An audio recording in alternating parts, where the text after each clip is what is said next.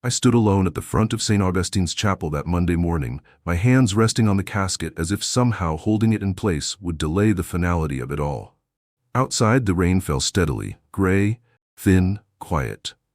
Inside, the pews were dotted with familiar faces. Neighbors, friends, Helen's former co-workers from the library, even Clara Mullins from across the street.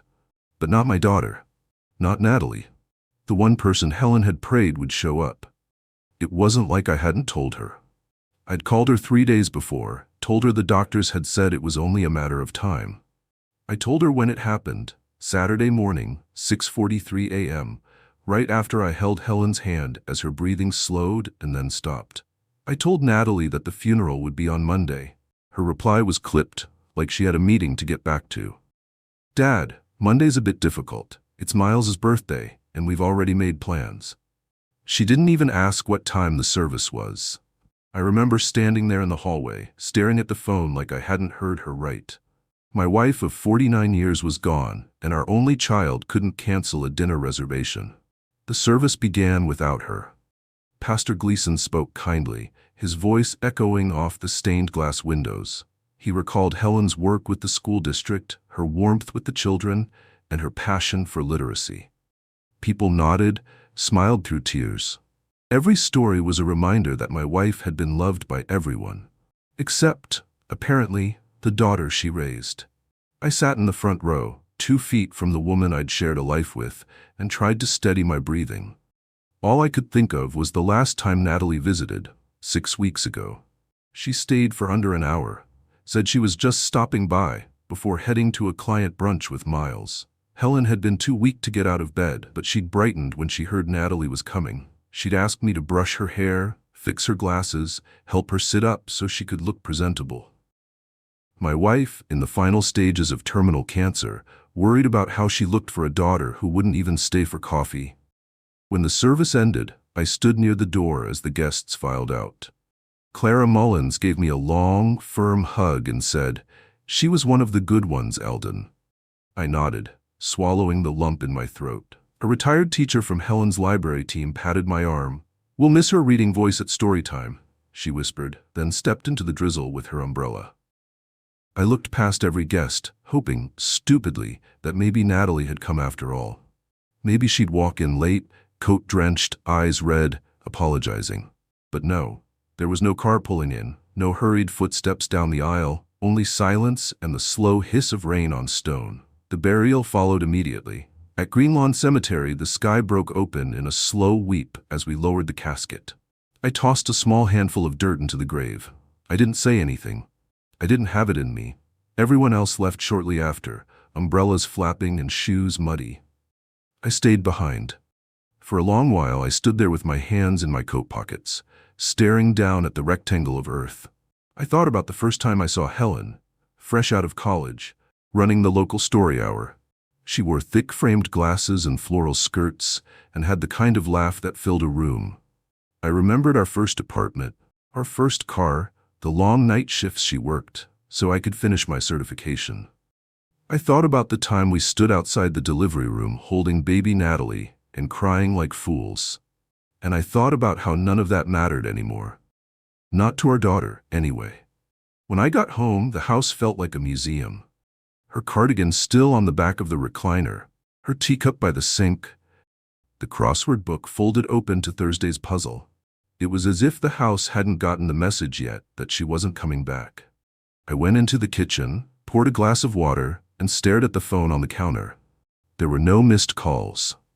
I sat down in Helen's chair, the one with the floral cushion she insisted on keeping even though the fabric was faded and torn at the edges. From this angle, I could see our family photo above the mantel. The 3 of us on the beach, Natalie around 10, beaming as she hugged us. That little girl would have run into the church. That little girl would have brought flowers. That little girl would have held my hand at the cemetery. But that little girl was gone. I picked up the remote, turned the TV on just for the noise, and then turned it off again. I wasn't angry. Not yet. Not even heartbroken. Just hollow, like someone had scooped out the center of me and left the shell behind. In that moment, I realized that my wife was gone, and my daughter, at least the version I thought I knew, had chosen to stay gone too.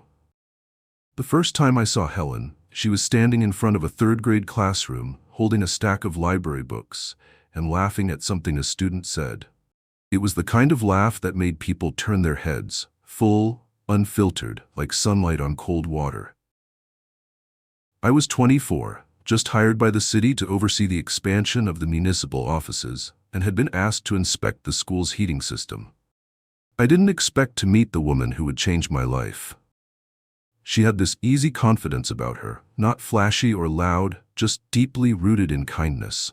She offered me a cup of stale teacher's lounge coffee and asked if I liked children's books.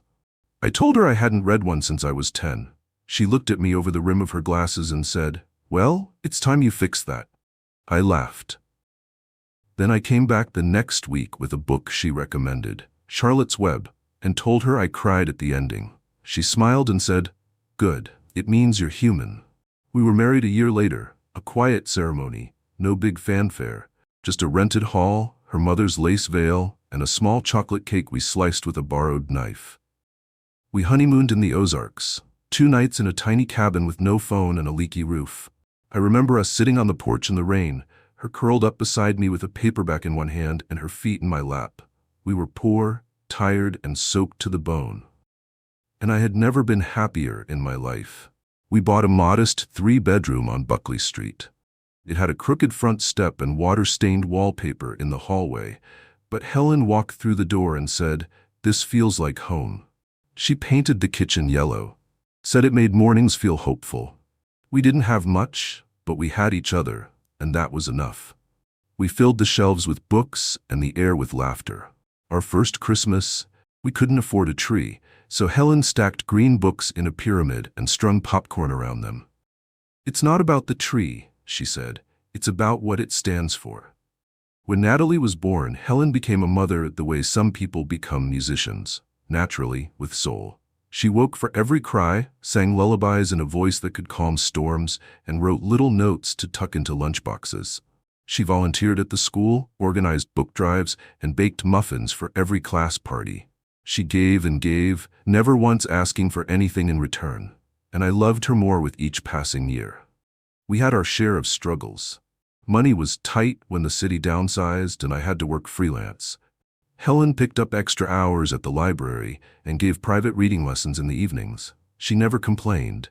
She just rolled up her sleeves and said, "We'll get through it." And we always did, because she believed in us, because she made us strong. I remember once, during a storm, the basement flooded and ruined a year's worth of saved-up paperwork and family keepsakes. I sat on the stairs, overwhelmed and angry, ready to throw in the towel. Helen handed me a mug of tea and said, "It's just stuff. What matters is sitting right here with you." She always knew how to pull me out of myself, how to remind me that life wasn't what we lost, but what we still had. Every summer, we'd drive out to the lake, the same one where we took Natalie when she was little. Helen always packed the same picnic: cold chicken, fruit salad, and those lemon cookies she swore were secretly magical.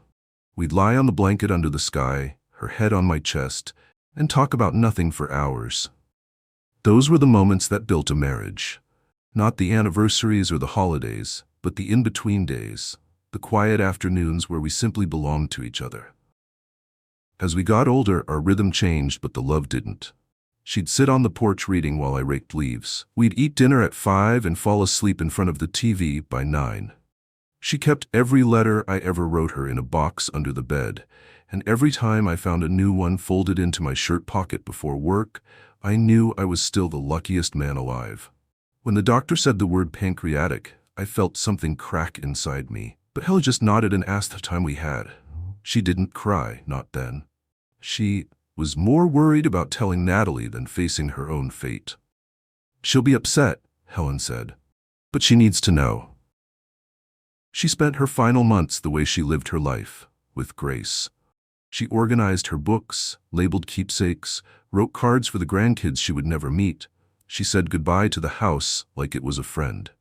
She even chose the music for her funeral, Claire de Lune, because it reminded her of quiet evenings and the sound of Natalie practicing piano upstairs. I think the part that hurts most now is knowing how much she still believed in Natalie, even at the end. Even when the calls were fewer, the visits shorter, the excuses more transparent. She made excuses for her daughter the way only a mother can. She's just busy. Miles is demanding. She'll come around. But she didn't. Not when it mattered most. Now the house is quiet. Her coffee mug is still on the kitchen counter. Her robe still hangs on the bedroom door. Sometimes I sit in her chair and swear I can still smell her shampoo, jasmine and mint. I close my eyes and imagine her humming in the hallway, watering the plants, fixing her glasses like she always did when she was thinking.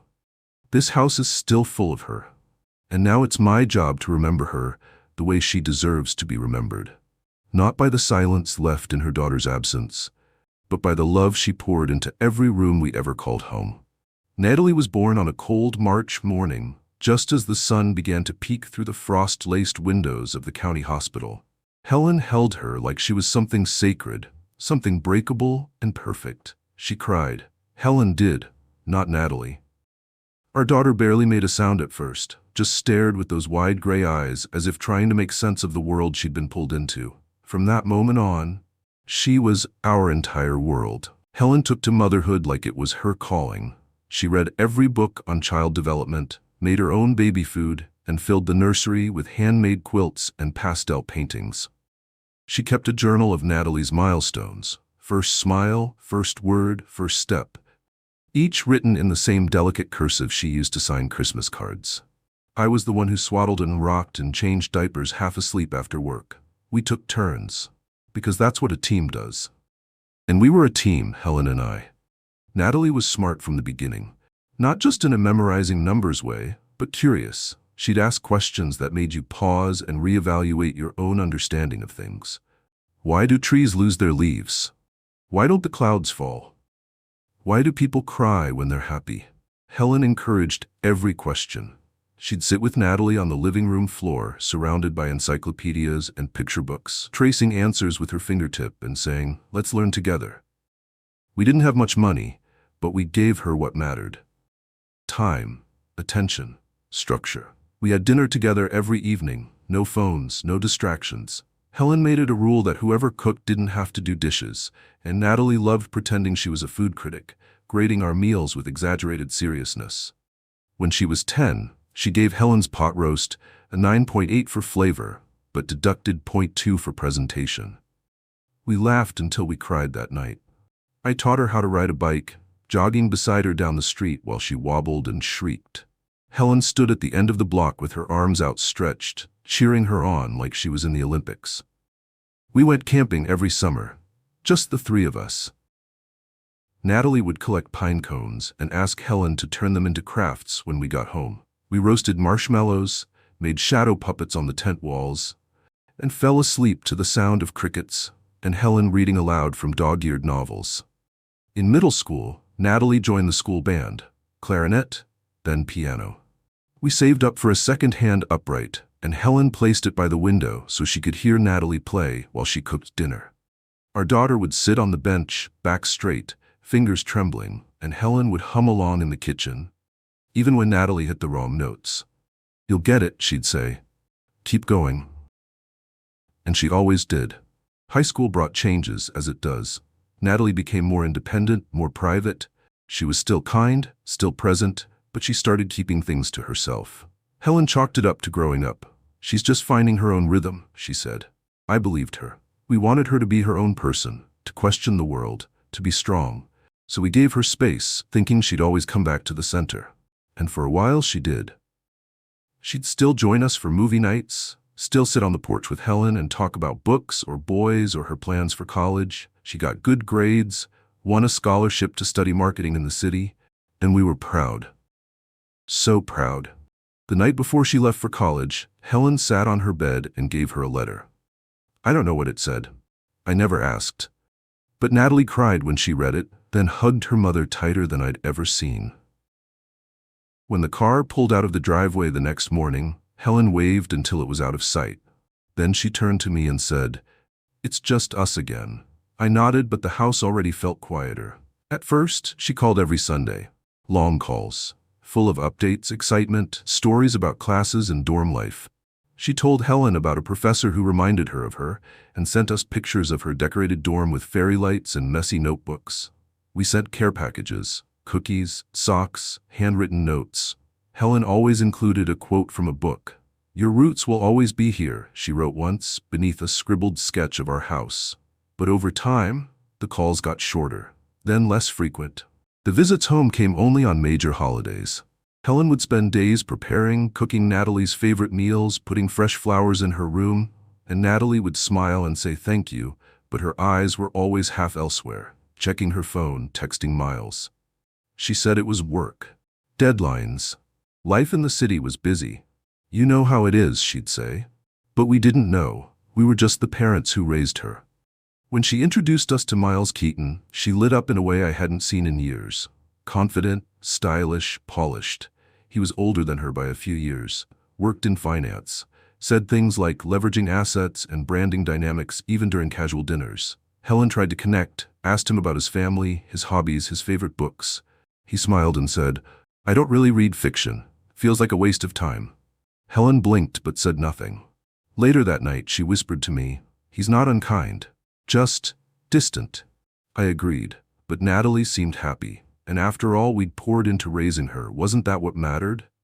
Looking back now, I realized there were signs. Signs we didn't want to see. Moments when Natalie brushed off Helen's concerns. Times she skipped family events because Miles had plans. Helen kept saying, "She'll come around, it's just a phase." And I wanted to believe it, because we hadn't just raised a daughter. We had built our entire life around her. We thought we were giving her the tools to build her own home, her own values, her own strength. But somewhere along the way, something shifted. And by the time Helen was sick, it was too late to steer her back. Now I sit with those memories and ask myself the hardest question of all. Did we raise her to be good? Or just to be successful? The first time Miles Keaton came to our home, he was dressed like he was attending a business merger rather than meeting his girlfriend's parents. Navy blazer, slacks that probably cost more than our dining room table, a watch that gleamed every time he raised his hand. He stepped inside, glanced around the living room and said, "Charming place, solid construction. What year was it built?" Not hello. Not it's nice to meet you. Just a market appraisal in human form. Helen, ever gracious, offered him iced tea and a slice of her lemon loaf, which he politely declined. "I'm on a clean carb rotation this month," he explained, as if we just offered him poison. Natalie laughed like it was endearing. Helen smiled, but her eyes had already dimmed a little. Over dinner, he talked mostly about his clients, about the stock market, and about his goal to retire before 45. "Why wait until you're old to enjoy life?" he said, slicing his chicken breast into perfect geometric portions.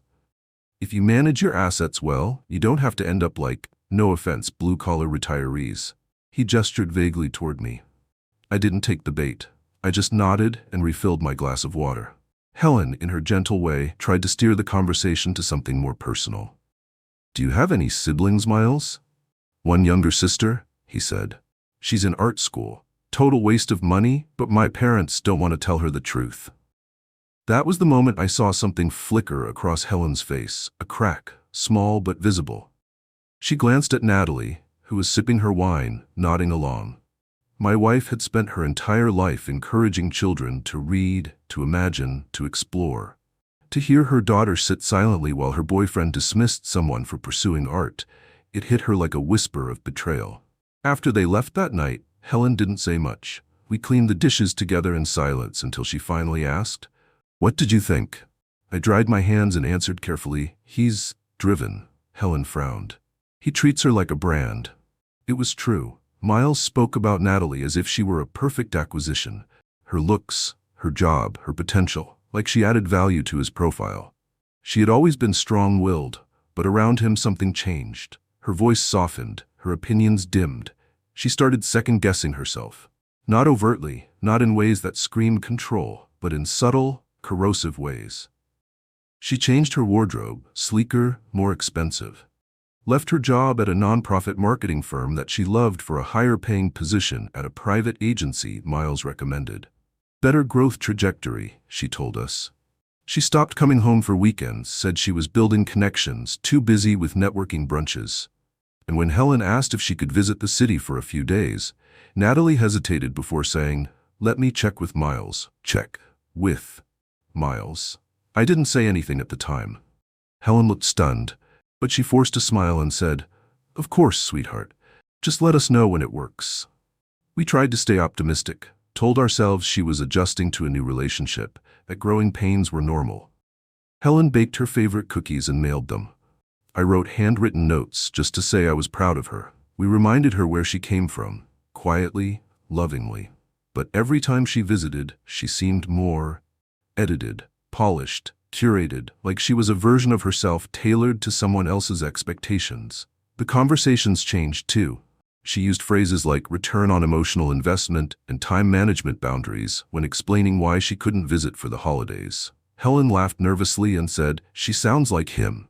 I didn't laugh. I just watched my daughter drift further and further away from the little girl who used to fall asleep on my chest. One weekend they came down together, Miles in a new BMW, Natalie in designer sunglasses. They brought wine and truffles and a monogrammed throw blanket as a gift. "For the reading chair," she said, but it didn't smell like her. It didn't feel like her. It felt like a gesture choreographed by someone else. That evening, over dinner, Helen mentioned a charity drive at the library. "We're collecting books for children in foster care. Thought you might have some old ones from when you were little." Miles blinked. "Why not just buy new ones? Used books send the wrong message." Helen's fork paused midair. "Sometimes the right message is that people care, not that things are perfect." Miles smiled, tight and dismissive. "That's a nice sentiment." Natalie didn't say a word. After they left, Helen sat in the kitchen and cried. Not loud sobs, just silent tears sliding down her face. I sat across from her, unsure of what to say. "She's still in there," Helen whispered. "I have to believe that. She's just lost right now." I wanted to believe that too. I really did. But the truth was, the daughter we raised, the one who once wrote poems and stayed up late reading under the covers, was buried beneath layers of curated ambition, scripted values, and the man who sat beside her like a handler. Miles never hurt her. Not in the traditional sense. He didn't yell, he didn't forbid, but he reshaped her. And that, in some ways, was worse. Because it happened quietly. Because it happened with her permission. We used to talk about Natalie like she was a dream come true. Now we talked about her like she was a stranger we hoped might someday knock on the door and ask to come back home. We had just come back from the farmer's market when Helen first mentioned the pain. She said it casually, like someone noting the weather. "There's this tightness in my back. Comes and goes." I offered to rub it out, made a joke about getting older, but something about the way she paused when she bent over the sink stayed with me for the rest of the evening. A few weeks later, she said she felt bloated all the time. She'd lost weight without trying. Then came the yellowing in her eyes. The diagnosis came swiftly. Pancreatic cancer. Advanced. Stage 4. The doctor said it like someone who's had to say it too many times, his voice smooth but distant. "We're looking at months, not years," he added. Helen squeezed my hand and nodded. She didn't flinch. I did. In the car on the way home, she looked out the window and whispered, "Well, at least now we know how the story ends." I pulled over and cried harder than I had in decades. Helen just placed her hand on my knee and said gently, "We still have time. Let's use it right." We told Natalie the next day. I heard the gasp on the other end of the line, the breath catching in her throat, the hurried, "Oh my God." She said she'd come, and she did. Once. She arrived in a cloud of perfume and guilt, hugged her mother long enough for a photo, then pulled back to hand her a bottle of pomegranate juice. "It's supposed to help with inflammation," she said. Helen, propped up in the recliner, thin and pale but smiling like it was Christmas morning, thanked her and asked about her work, about Miles, about the city. Natalie answered politely, eyes flicking toward her phone, and left within the hour. "Miles has an investor brunch," she explained. "He needs me there." Helen told her it was fine and thanked her again for coming, for the flowers, for the effort. She always meant it when she said thank you. That was Helen. After she left, I found Helen sitting on the bed, quietly removing her earrings, staring at her wedding ring. "She's busy," she said, her voice soft. "That's all. Just busy." I didn't respond. I couldn't lie to her, and I couldn't confirm what we both already knew. The weeks that followed blurred together. Helen started chemo but stopped after the third round. "I don't want to spend what little time I have hooked to machines," she told me. "I want to be home, with you, in our house." And so we made our world smaller. I learned to cook her favorite meals, even though she rarely ate more than a few spoonfuls. I read to her in the evenings, Jane Austen, Ray Bradbury, Maya Angelou. She liked to sit on the porch, wrapped in a blanket, listening to the trees rustle, saying it helped her let go gently. Natalie called every Sunday, sometimes less. Her voice sounded like it came from far away, like she was on another planet. "How's Mom?" she'd ask. When I told her Helen was getting worse, she'd sigh, say, "Hang in there, Dad," and hang up. I wanted to ask her where she was, what could possibly matter more than this. But I didn't, because Helen still believed. "She'll come when it counts," she told me. "She'll be here in the end." But the end came faster than we expected. One Thursday night, Helen clutched my hand and whispered, "I think it's soon." I called Natalie immediately. It was late, almost midnight, but she answered. I told her it might be a matter of days. Her response came slowly. "It's Miles' birthday this weekend," she said. "We've already booked the restaurant. People are flying in." Her voice sounded detached, like she was reciting a conflict in her planner. "I'll try," she said. "But I can't promise." That night I sat beside Helen, stroking her thinning hair, listening to the faint rasp of her breathing. She was half asleep, half somewhere else, her fingers twitching like she was playing the piano in a dream. By Saturday morning she was gone. Her body went still in the early light. I held her hand until the nurse arrived. I kissed her forehead and whispered that I loved her. Then I walked into the kitchen and called Natalie. It rang 5 times before she picked up. "Dad?" she mumbled, clearly just waking up. I could hear music and laughter in the background. Miles' birthday celebration had already begun. "She's gone," I said. "Your mother passed away this morning." There was a pause, then a flat, emotionless, "Oh." That was it. Not, "Oh no, not I'm coming," not even "How are you holding up," just, "Oh," like she'd been told the weather had changed. I gave her the funeral details. Monday, 11 a.m., St. Augustine's. She replied, "Monday's tricky. Miles has meetings." She said she'd try to come, but her tone told me the truth. She wasn't coming. Not for the woman who gave her life. Not for the mother who made her Halloween costumes by hand, who cheered at every piano recital, who read her poetry under a nightlight and kissed her forehead every single school morning until she left for college. That was when I felt it. The shift. A crack that didn't burst into anger, but into something colder, cleaner. I didn't hate my daughter, but I no longer recognized her. And for the first time in my life, I understood something Helen had never let herself believe. Natalie had made her choice. And it wasn't us. Monday came with a cold drizzle and the kind of gray sky that made everything look like a memory. I stood in the front of the church, my hand resting on Helen's closed casket, listening to the quiet shuffle of feet as friends and neighbors filed in. Some I hadn't seen in years. Some came just for Helen. They spoke in hushed tones, shaking my hand, squeezing my shoulder. But not Natalie. Not even a call. Not even a text to say she couldn't make it. I kept looking back at the door like a fool. Each time it creaked, I found myself hoping I'd see her there, her head bowed, her eyes red, maybe even holding one of Helen's scarves. But it was always someone else. The florist's assistant, the church janitor, a late couple in dark coats. Never Natalie. The service began. The pastor spoke warmly of Helen's kindness, her selflessness, her love of books and children. Clara Mullins read a passage from Little Women, Helen's favorite. And even Franklin, who could barely get through 2 sentences without choking up, told a story about how Helen once drove through a snowstorm to deliver groceries to a sick neighbor. Everyone laughed softly, everyone cried, everyone but Natalie. There was an emptiness in the room that even 100 people couldn't fill. After the final hymn, I stood beside the casket as people gave their last goodbyes. One by one, they came up to me. Some hugged, some whispered words I wouldn't remember. Some just held my hand for a second longer than normal, then they left. The church slowly emptied. The rain outside grew heavier. Still no Natalie. I walked Helen out myself, the pallbearers following close behind. The cemetery was soaked. Mud clung to my shoes as we lowered her into the earth. I stood there long after the others had left, my umbrella limp in the wind, my back aching, my heart hollowed out like a house that had lost its roof. When I got home that evening, the house was silent. Too silent. I sat in the living room, the same place where Helen had dozed during her final weeks, the blanket still folded neatly on the armrest. The lemon scent from the candle she used to light still lingered. I thought maybe Natalie had called. I checked the phone. Nothing. No missed calls. No messages. Then, just before 9, I opened my email. And there it was.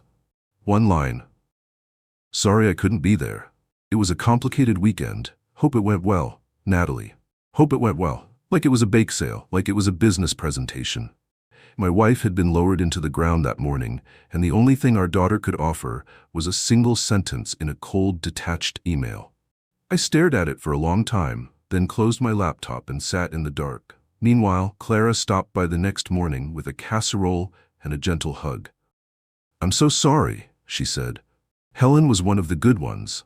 I nodded, too tired to speak. She didn't ask about Natalie. She didn't have to. Everyone noticed. The mail came around noon. Among the sympathy cards and utility bills was a thick envelope with gold trim. It was a wedding invitation. Natalie and Miles were renewing their vows in September. In Italy. I sat at the kitchen table with that invitation in my hand and stared at it like it had been addressed to someone else. There was a note clipped inside. We'd love for you to come, Dad. It's going to be a celebration of our journey together. They were celebrating their journey, and they wanted me to pack my grief, my cane, and my swollen knees and fly across the world to clap politely while they toasted their curated life. The same week that Helen would have turned 65, I set the invitation aside, and that night I took out the will. Originally, Helen and I had planned to leave everything to Natalie. The house, the savings, the antique piano, even Helen's jewelry. We'd thought she'd appreciate the legacy. But as I sat in that quiet house, the TV off, the windows fogged, and Helen's absence thick in the air, something shifted. I reached for a pen. The morning after Helen's funeral, the house felt different. Not quieter, just emptier. Her shoes still sat by the front door, like she might return from a walk any minute. Her coat hung next to mine. The lemon candle she always lit in the mornings had burned itself out. I brewed a pot of coffee, but it tasted like dust. I stared out the window, watching the fog slide off the bay, and for the first time in my life, I felt like a stranger in my own home. I checked my phone again. No missed calls, no voicemails, just the same cold email from Natalie. Sorry I couldn't make it today, Dad. Miles had a commitment I couldn't reschedule. I hope everything went smoothly. That wasn't a message from a grieving daughter. That was a polite afterthought. Like she'd missed a dentist appointment. Like her mother's funeral was a calendar inconvenience, not the end of something sacred. I sat down at the dining table, staring at the family photo in the frame Helen had picked out just 2 years ago. The three of us at the lake. Natalie had her arms wrapped around both of us, smiling like everything still mattered. I remembered that day. The picnic, the laughter, Helen's hair catching the wind. We were a family then. I reached out, picked up the frame, and moved it off the table. I couldn't look at it anymore. In the study, I opened the bottom drawer of the desk, Helen's desk. She handled the paperwork, I handled the plumbing and the paint. That was always the deal. Inside was the folder, labeled in her handwriting. Will, Rourke. I pulled it out and flipped it open. All the documents were still there. Everything laid out neatly. Life insurance, savings accounts, house deed, and the will. Natalie was the sole heir. Everything Helen and I built, the home, the car, the accounts, and even my grandfather's antique watch, was to go to her. At the time, it felt like the right thing to do. She was our only child. We thought she would cherish the things that held meaning. But now, holding those papers, all I felt was the ache of stupidity. How do you pass down a legacy to someone who couldn't even show up? Natalie hadn't just missed a funeral. She erased herself from the history of our family. She wasn't there when Helen started chemo. She didn't call after the bad scans. She didn't sit by the hospital bed or help me clean out the bedroom when Helen could no longer climb the stairs. And when it came time to say goodbye, she didn't board a plane. She threw a party. I looked at Helen's signature at the bottom of the page. Strong, beautiful, full of trust. She believed Natalie would remember where she came from, that she would carry the love forward. But Natalie had traded our roots for convenience, for appearances, for miles. Something in me hardened, not from anger, but from finality. The kind that arrives when illusions die and truth walks in, uninvited but undeniable. I could no longer protect Helen from disappointment, but I could protect her legacy, and that meant rewriting what we once believed was permanent. I picked up the phone and dialed. "Richard Ames, please," I said. A pause. Then his familiar voice came through the line. "Eldon, I'm so sorry to hear about Helen. She was one of the good ones." "Thank you," I said, holding back the wave threatening to break loose. "But I'm calling about the will. I need to make some changes." "Of course. You just tell me when." "Tomorrow," I said. "First thing." We scheduled the meeting, and I hung up without hesitation. Then I walked room to room in the house Helen and I built, not just with wood and nails, but with birthdays and late-night talks and inside jokes and soft forgiveness. I ran my hand across the quilt Helen made the winter we couldn't afford to travel. I stared at the bookcase we built together when she refused to let me buy a flimsy one from the hardware store. I stood in the hallway where we used to pin up Natalie's drawings with magnets shaped like ducks and stars. Every inch of that house was filled with love. Real love. Quiet, selfless, ordinary love. The kind Natalie had once basked in but now discarded like it was nothing. In the kitchen, I opened Helen's recipe book. Her handwriting was still fresh on the lemon loaf recipe, the one Natalie begged for every year on her birthday. I copied it onto clean paper and slid it into the folder with the will. She wouldn't inherit the house, but she might still remember what she left behind. That night, I didn't cry. I didn't scream. I didn't even touch the glass of whiskey I poured. I sat in Helen's chair, staring into the dark, and waited for the pain to stop. It didn't. But something else came instead. Resolve. I didn't have to punish Natalie. I just had to tell the truth. With my actions, with my legacy. She made her choice. Now I would make mine. The will no longer belonged to a daughter who forgot her mother. It belonged to someone else. Someone who remembered. The morning after Helen's funeral, I walked into Richard Ames' law office, carrying the folder that had lived in our desk drawer for years. It still had Helen's handwriting on the front. Will. Rourke. Seeing it again almost made me stop at the door. But I didn't come here to mourn. I came to protect what we built. To make sure the legacy Helen and I worked for wouldn't land in the hands of someone who couldn't even be bothered to say goodbye. Richard stood to greet me, offered a quiet condolence, and gestured for me to sit. He knew this wasn't just a check-in. I didn't dance around it. I looked him in the eye and said, "I want to remove my daughter from the will." His eyebrows lifted slightly, but he didn't flinch. "Are you sure, Eldon?" I nodded. "Completely." He pulled a fresh pad of legal paper toward him. "Any other changes?" I slid the manila folder across his desk. "I've made notes. The house, the accounts, life insurance, all of it goes into a trust, Helen's trust, for the Henlopen Adult Literacy Center. She volunteered there for years. Clara Mullins sits on the board. She can oversee it." Richard flipped through the documents in silence. "No secondary beneficiaries?" I shook my head. "There's no one else. Helen believed in passing things down to someone who remembers where they came from. Natalie doesn't remember anymore." Richard paused, pen still in hand. "Is this decision coming from grief or anger?" I leaned back. "Neither. This is coming from clarity. Natalie made her choice, and I'm making mine." And with that, we got to work. 2 hours passed in quiet efficiency. Richard amended clauses, reassigned assets, rewrote the will from the ground up. I watched his pen move across the page, knowing each stroke was pulling Natalie further away from the legacy she abandoned. We created a new trust, transferred the house, reassigned the savings and belongings. Clara would be trustee. Every signature I gave felt like a door closing behind me. Before I left, I reached into my coat and handed Richard a sealed envelope. "It's a letter," I said, "for Natalie. Not for now, but one day it might matter." He placed it on top of the new will and gave a solemn nod. "Understood." Outside, the wind off the bay cut colder than usual. I sat in my truck for a while, engine off, just staring out the windshield. I wasn't thinking about money. I wasn't thinking about Natalie's reaction.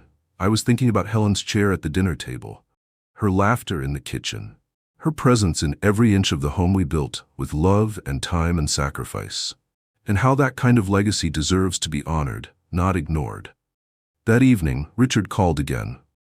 "The documents are finalized," he said. "Claire has agreed to the role of trustee.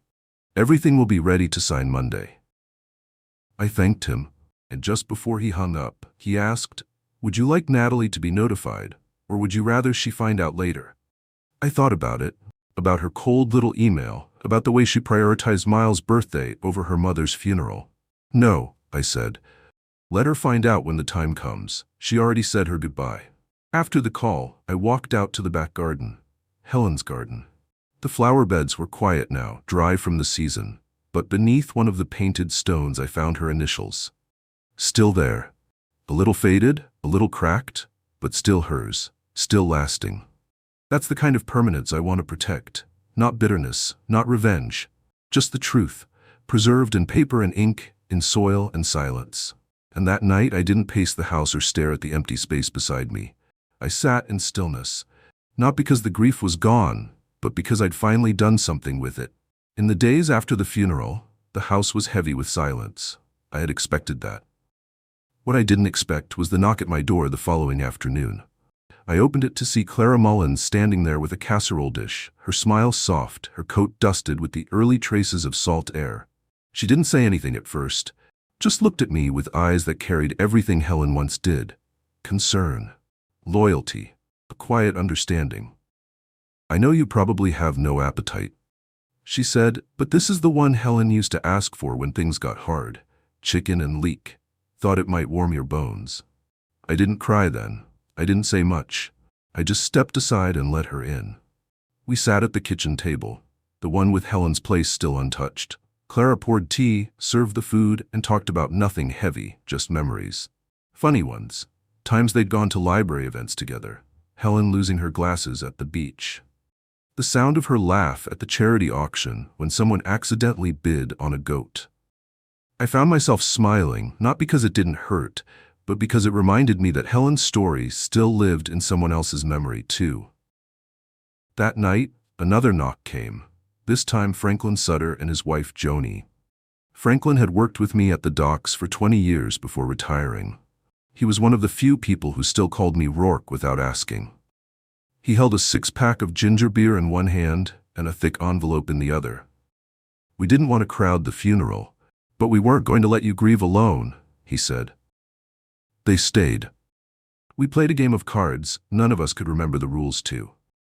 Joni told me she still wears the scarf Helen gave her one Christmas, a wool one with sunflowers stitched into the ends. I hadn't known Helen had done that. I realized how much of her had spread quietly through the lives around me, in ways I never stopped to notice before. Over the next few days, the house that had felt like a mausoleum began to feel lived in again. Not loud, not crowded, but human. These weren't people tied to me by blood. They were tied to me by choice, by shared memories, by the way we all loved Helen in our own way. Clara came by again 2 days later, not to talk about the funeral or the past, but to show me the proposal she was putting together for the trust fund we'd established. She already had ideas for how the Literacy Center could expand. Helen's name would be on every textbook, every reading lamp, every quiet moment when someone learned how to read their first story. It hit me hard. Helen would have loved that. She would have said, "It's not just a donation. It's a voice we're giving someone." And for the first time, I realized I hadn't lost everything. I had lost someone irreplaceable. But not everything. Not the meaning, not the echoes of her work, not the people who had shown up when it mattered. Natalie didn't call, didn't check in. Miles posted a picture on social media of his birthday dinner in Barcelona. Fancy wine, a sparkler and a dessert, tagged with some empty caption about, "Grateful for another trip around the sun." That was the family I thought I'd built. But the people sitting in my kitchen, drinking tea, laughing at old stories, this was the family that showed up anyway. And maybe that's what family really is. It's not the people who share your blood. It's the ones who carry your memory when you're too tired to carry it yourself. It's the ones who show up without being asked, who bring food and stories and silence without judgment. Clara handed me a folded note before she left that day. I found it on the table later, written in her careful cursive. It said, "Helen would be proud of what you're doing, and so am I. Let her voice live on, we're with you."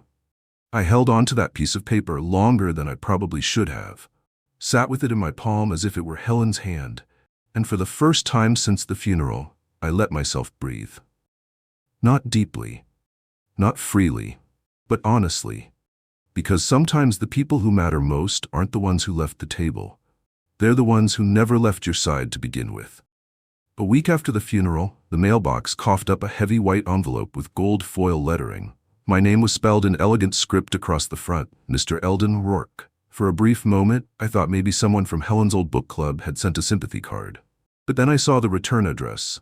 Spain, a hotel in Barcelona. I opened it at the kitchen table, hands stiff from morning arthritis and something colder. Inside was a trifold invitation. Gold edges, embossed letters, decorative wax seal. You are cordially invited to celebrate the 35th birthday of Miles Keaton. Beneath that, in smaller print, hosted by Natalie Rourke Keaton. There was even a line that read, "Formal attire requested. A celebration of life and legacy." Life and legacy. I didn't laugh. I didn't cry. I just stared at the words, letting them settle in like dust on a forgotten photo. There wasn't a single mention of Helen. No acknowledgement of the fact that her burial had taken place less than 10 days ago. No apology, no hesitation, just a party. For a man who hadn't even bothered to send a condolence message. For a daughter who hadn't shown up to say goodbye to her mother. Later that afternoon, my phone buzzed. A message from Natalie. Short, too short. "Hi Dad, I hope you got the invitation. It would mean a lot to Miles if you came. You've been distant. Maybe this is a way for us to reconnect. XO. Nat." No laughter, no tears, only a cold stare. I stared at it for a long time. Not because I didn't know how to respond, but because I knew exactly how not to. There was no mention of the funeral, no question about how I was doing, just a call to play pretend, to travel across the world and sip champagne with the man who helped her forget the woman who raised her. She called me distant, as if I had drifted away, as if I was the one who turned my back on family. I didn't respond. Instead, I stood up, walked to Helen's side of the closet, and pulled down the last scarf she wore. It still carried her scent, lavender and cedarwood. I sat on the bed and held it in both hands, eyes shut. That was the closest I'd been to her in days. Natalie's timing wasn't just tone-deaf, it was surgical in its cruelty. It didn't feel like forgetfulness. It felt like a replacement. Like she had filed Helen away, closed the chapter, and now wanted a clean new page, one where her husband's celebration stood taller than her mother's absence. The next day, Franklin dropped by with more ginger beer. I told him about the invitation. He sat back in his chair, shook his head, and muttered, "Some folks don't even realize they're telling on themselves." I nodded, not because I needed validation, but because I needed the silence that followed. A silence that didn't come with pressure to forgive or explain. I placed the invitation on the mantel next to a photo of Helen taken 20 years ago at the bay. She was laughing, holding up a fish that looked way too big for her hands. It wasn't meant to be a comparison, but it became one anyway. That image, Helen's joy, her honesty, her warmth, stood in sharp contrast to the cold glitter of that card. One felt like home. The other felt like exile. 3 days later, another message from Natalie. "Just checking in. Flights are filling up. Let us know if you'll need accommodations. Miles reserved a suite just in case." A suite? For a man who didn't send flowers, who didn't call, who didn't even send his regards. She wanted me to smile for the camera in a hotel ballroom while pretending the last month hadn't gutted me. It wasn't anger that rose in my chest, it was something older. Sadness shaped like betrayal. Disappointment carved from decades of sacrifice. I had held Helen's hand through every chemo appointment. I had buried the woman who once braided Natalie's hair before her piano recitals. And now I was being asked to fly halfway across the world to applaud a man who had never earned my respect. I didn't reply. Instead, I typed a different message. Not to Natalie, to Clara. "Would you like to come by for lunch this weekend? I've been meaning to share something with you." She replied in seconds. Of course, Saturday? I needed someone near who remembered what real legacy looked like. Someone who didn't need an invitation to show up. Someone who already had. Saturday came with soft rain and a breeze that rattled the porch screen gently, like Helen used to when she tapped it open with her elbow carrying groceries. Clara arrived right at noon, a warm loaf of rosemary bread in hand and a notebook tucked under her arm. She didn't need to ask why I'd invited her. The new will was sitting on the kitchen table, a blue pen on top. We ate in silence at first, the kind of silence that doesn't weigh down the air but holds it with care. I poured her tea the way Helen used to. She broke the bread and smiled faintly.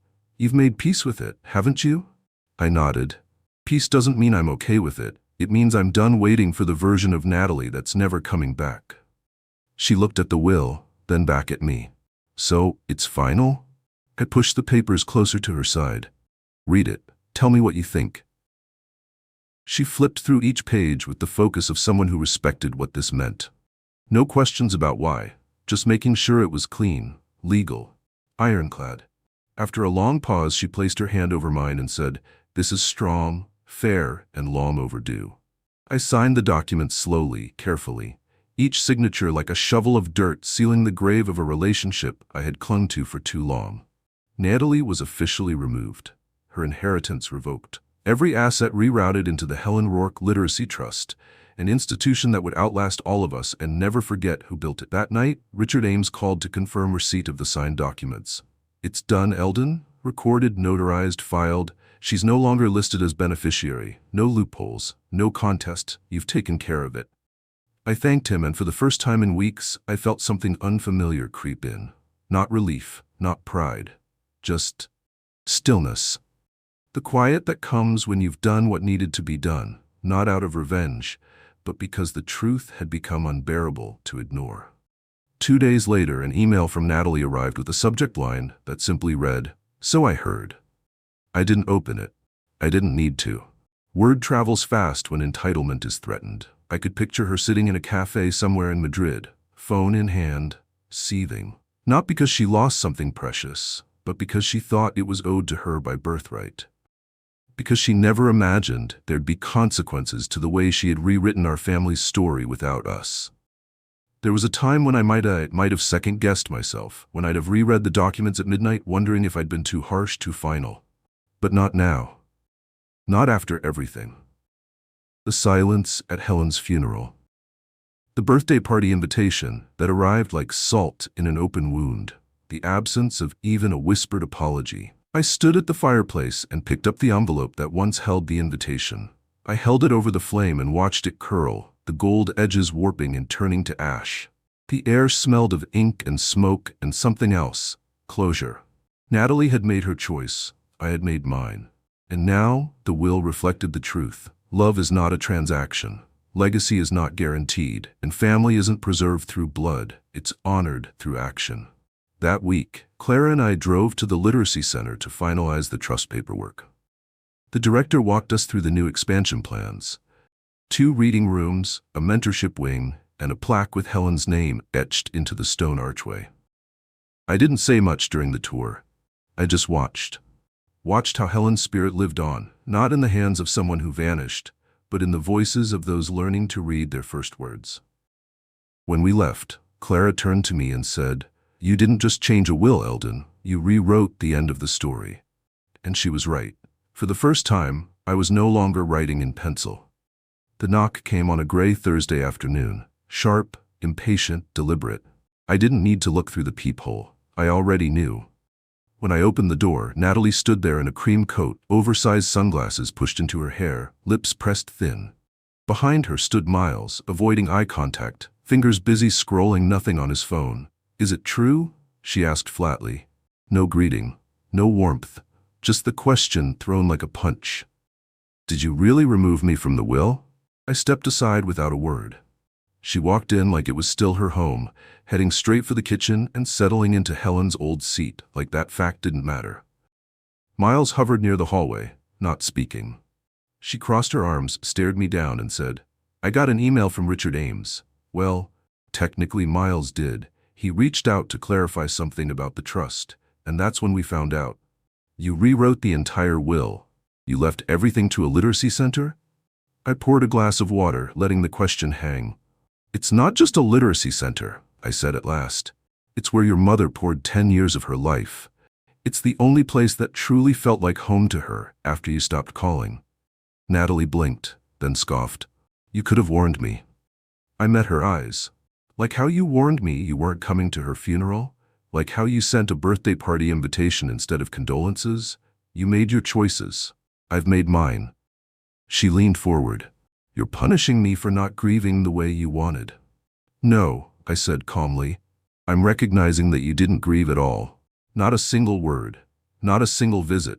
She waited for your call every day in that hospital, Natalie. You didn't show up. You didn't even send flowers." From the hallway, Miles cleared his throat. "She had obligations," he offered weakly. "We both did." I turned my gaze to him. "She had a mother. She chose to pretend she didn't." Natalie's voice cracked, but she held her posture. "So what now? You cut me off completely?" I reached into the drawer beside me and pulled out a sealed envelope, Helen's handwriting on the front. "Your mother wrote this a month before she passed. It's yours." I slid it across the table. Natalie picked it up, stared at it, but didn't open it. Miles stepped forward. "Look, Mr. Work, we didn't come here to fight. This could have been handled privately. Maybe it still can be." I turned fully toward him. "Are you here for a conversation, or to salvage an inheritance?" The silence between us said everything. Natalie stood slowly, the letter still clutched in her hand. "I hope one day you realize how cruel this is." I followed her to the door. "I already know what cruelty feels like. It's burying your wife and sitting alone because your only child was too busy celebrating her husband's birthday in Madrid." She paused on the threshold, then stepped out without another word. Miles followed. The door closed behind them, and for the first time I didn't feel the familiar ache of regret. I felt stillness. I felt clarity. I felt done. Natalie didn't call this time. No text, no warning. I just heard tires crunch the gravel, then saw her figure move past the porch window like a storm cloud that had finally decided to rain. Before she even reached the door, I opened it. She stepped inside without a word, clutching something in her coat pocket, eyes scanning the room as if she were trying to recognize a version of her life that no longer belonged to her. She didn't take off her coat. She didn't sit. She just stood there in the entryway like a guest in the home she once grew up in. "I read the letter," she said, her voice dry, cracked at the edges. "No fire this time, just exhaustion, ash. Mom's letter." I nodded. "I figured you would." Her gaze shifted to the fireplace mantel, where Helen's locket still rested next to her photo. Her eyes lingered there too long. "Why didn't she send it earlier? Why didn't either of you tell me how serious it was?" I stepped closer, slow and steady. "Because she was your mother. And she didn't want pity. She wanted presence. She hoped you'd come on your own, not out of guilt. But when it became clear you wouldn't, she wrote what she needed to say." Natalie looked like she was standing on broken glass, trying not to bleed. "You've always judged me, painted me as the selfish one." "No," I said calmly. "You've always assumed that. There's a difference." She winced. "So that's it? You think I'm some kind of monster?" "I think you're a grown woman who made choices, and now you're shocked that those choices have consequences." She took a long breath but didn't move. I didn't want to remember her like that. Weak, fading away. I couldn't watch it. "So you didn't," I replied. "You chose not to remember her at all. Not in those final weeks. Not at the funeral. Not when she needed you most." She didn't respond to that. Not right away. Instead, she looked me in the eye and asked the question that had clearly been burning since she arrived. "Is there really nothing left? No trust fund? No fallback clause? Nothing?" I shook my head. No loopholes, no letters, no lifeline waiting at the bottom of the safe. Her voice dropped into a whisper. "Not even a goodbye?" I sighed. "She already said her goodbye. You just chose not to be there to hear it." Her eyes welled up, but she refused to cry. "So what now? You just replace me with a building? A plaque? A bunch of strangers?" "No," I said. "I'm not replacing you. I'm releasing you. From expectation, from pretending, from this idea that blood is enough." I stepped to the side table and pulled out a second envelope, the original copy of Helen's will. I handed it to her gently. "You don't have to agree with what I've done, but at least now you'll know exactly why." She took it but didn't open it. "You always loved her more than me." "No," I replied. "But I respected her more, because she never stopped showing up." Natalie stood in silence, eyes lowered as if hearing those words cost her something. Then, slowly, she reached into her purse and pulled out an old photo. Me, Helen, and Natalie at age 5, sitting in the park on a checkered blanket, her cake between us. She placed it on the table, looked at me one last time, and whispered, "I don't know what happened to us." I picked up the photo, studied the way Helen was smiling in the frame. You stopped calling, I stopped waiting, and somewhere in between, we became strangers. At the door, Natalie hesitated. "This really is the last time, isn't it?" I nodded. "It is, but it doesn't have to be forever. That choice is yours." She gave a single nod and left without another word. I didn't watch her car disappear down the road. I just stood there with the photo in one hand and Helen's locket glowing in the morning light.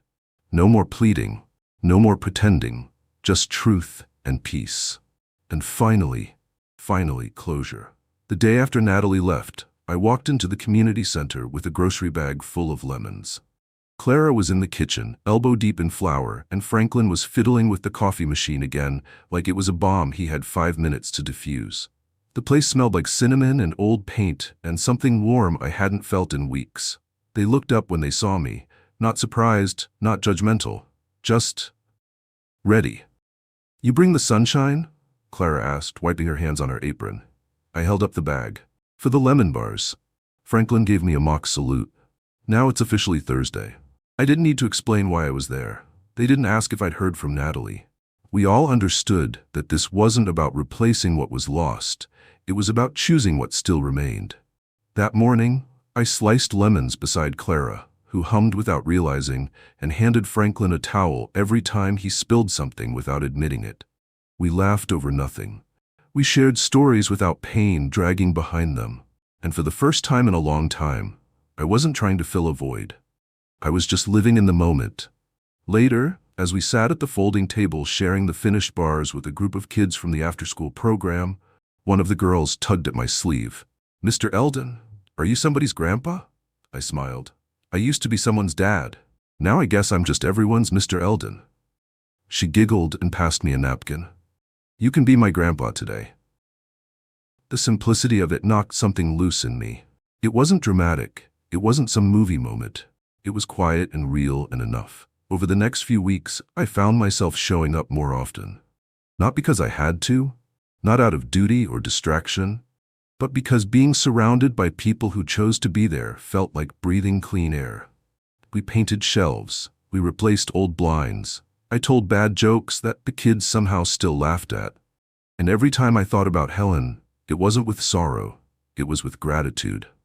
This was the kind of environment she spent her life building. These were the people she left her love with.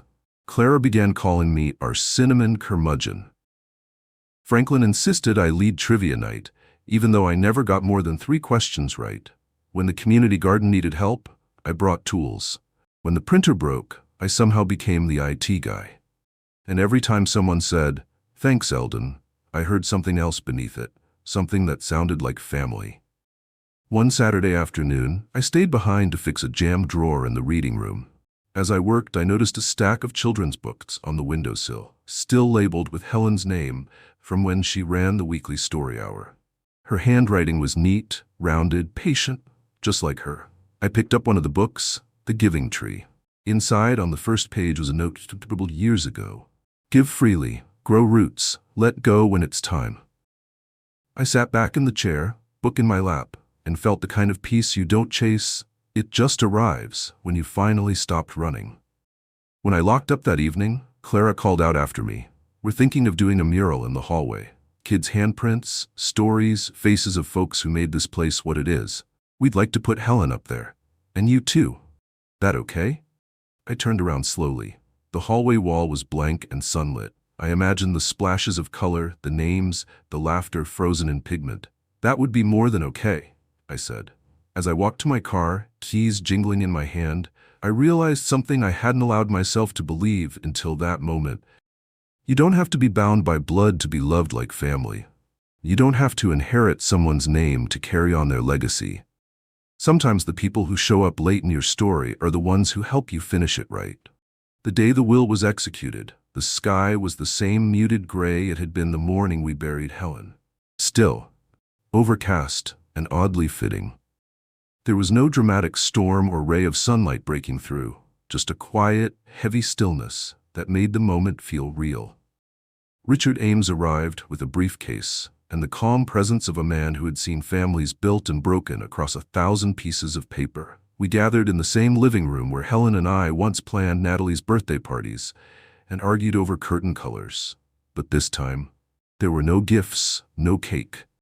Only the truth, written in ink, and the people who had earned the right to be there. Clara sat across from me, hands folded, wearing the same sweater she'd worn to Helen's memorial. Franklin leaned against the wall, arms crossed, the kind of man who didn't say much, but whose silence meant more than other people's applause. Richard laid the documents out on the coffee table, his fingers smoothing each page like a ritual. As of this filing, he began, your daughter, Natalie Keaton, is no longer a beneficiary of your estate. No gasps, no protests, just a quiet exhale from me and a respectful nod from Clara. The moment wasn't about drama, it was about direction.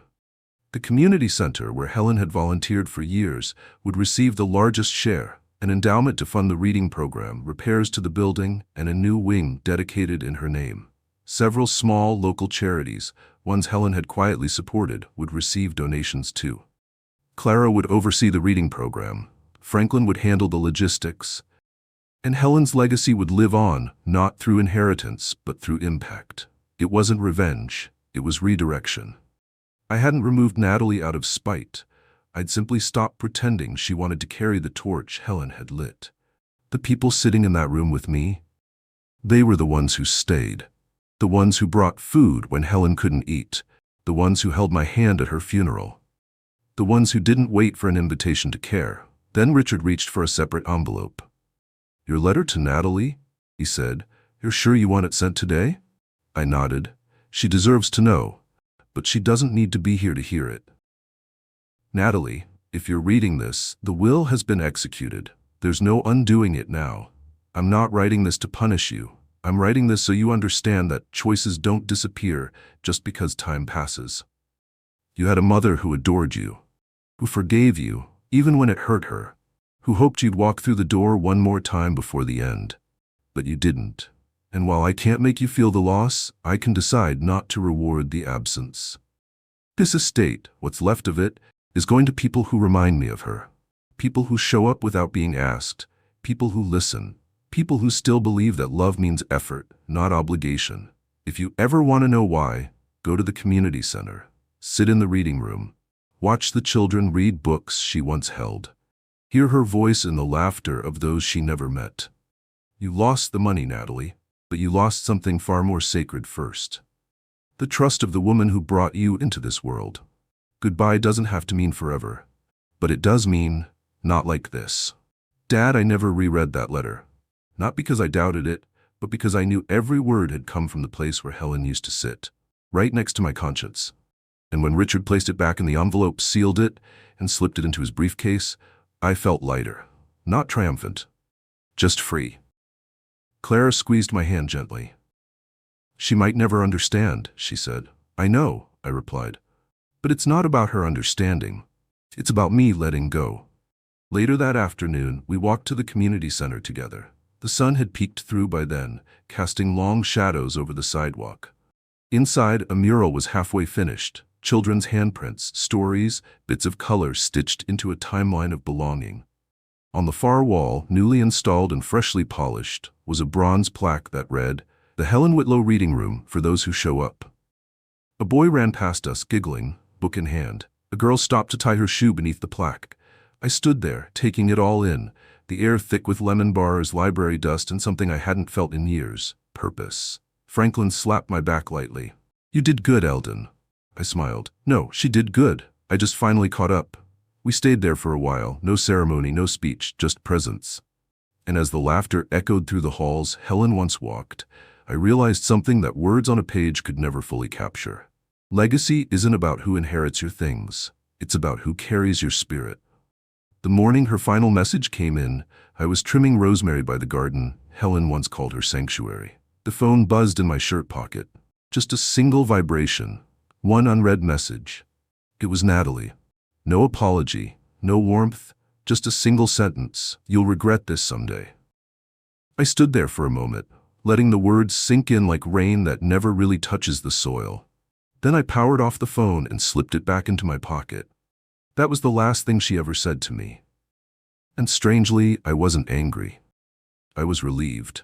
There was a time I would have held on to that message like a scar, turned it over in my mind until it bled meaning. But I've learned something in the quiet of grief, in the noise of absence, in the space where family once stood. Peace is not what you're given. It's what you choose when no one's watching. Natalie chose a party over her mother's funeral. She chose champagne flutes and birthday cake over ashes and closure. She chose a man who never once called to check if I needed anything after Helen passed. And in doing so, she revealed more than 1,000 arguments ever could. She showed me where her heart lived. And it wasn't here. For weeks after Helen died, I replayed the memory of that empty pew, of walking down the aisle behind my wife's casket, while the seat beside me stayed cold and untouched. I imagined her car pulling in last minute. I imagined her tears. I imagined a version of the story where grief pulled us together, not apart. But imagination is not salvation, and love, unreturned, begins to rot in the soul. So I did what needed doing. I rewrote the will. I rewrote my days. I chose the center over silence. I chose laughter with Franklin and story time with Clara. I chose small hands pulling at my sleeves and calling me Grandpa Eldon. I chose the mural, the cinnamon, the broken coffee machine, the kids who drew portraits of me with glasses way too big. I chose peace. Helen once told me, there's a point in life when you stop asking why people leave and you start loving the ones who stayed. I never understood that until now. Until Natalie's last message. Until I saw clearly that absence can speak louder than presence. I didn't respond to her. I won't. Not because I'm bitter, but because the door she slammed closed doesn't need to be reopened just to feel the draft again. Some doors stay shut because they protect the warmth inside. Weeks passed. The garden began to bloom.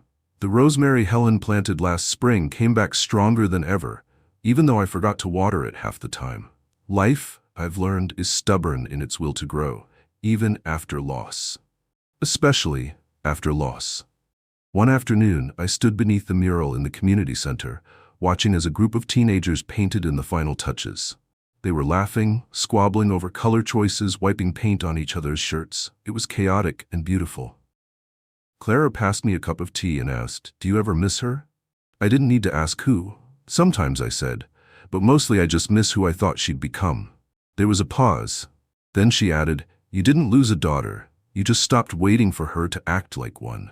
I smiled softly, and I found something better. I found peace. That mural now carries all our names. Mine, Helen's, Clara's, Franklin's, the names of children and parents and volunteers and neighbors. No one asked for a spotlight. No one demanded credit. It's just family, the kind that chooses you when you're no longer sure you're worth choosing.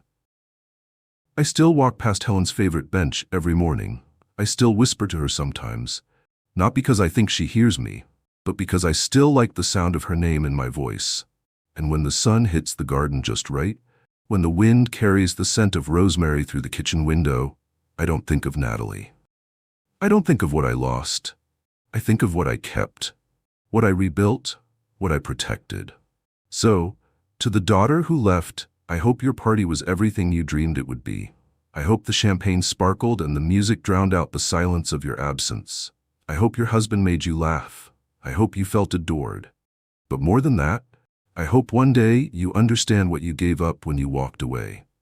Because I chose something different. I chose peace, and I wouldn't trade it for all the candles on your birthday cake. Stories like this remind us of the hard choices we face when family turns its back, when love is tested by absence, and when forgiveness feels impossible. But before you go, I want to ask you something important. If you were in Eldon's shoes, if your own child chose a party over saying goodbye to a dying parent, what would you do? Would you find it in your heart to forgive? Or would you draw a line and walk away like he did? Take a moment to think about it and then share your thoughts in the comments below. Your voice matters here. We read every message, every story you share, because this channel is more than just stories. It's a community built on truth, justice, and the raw realities of life. If this story touched you, stirred something inside you, please do us a huge favor. Hit that like button, share this video with someone who needs to hear it, and subscribe to Revenge is Mine so you never miss the next powerful story. Remember, justice doesn't always come from courts or laws. Sometimes it comes from the choices we make when no one's watching. The courage to stand firm, the strength to protect what's rightfully ours, and the wisdom to know when to let go. Thank you for being here with us today. Stay strong, stay true, and always remember, your story matters.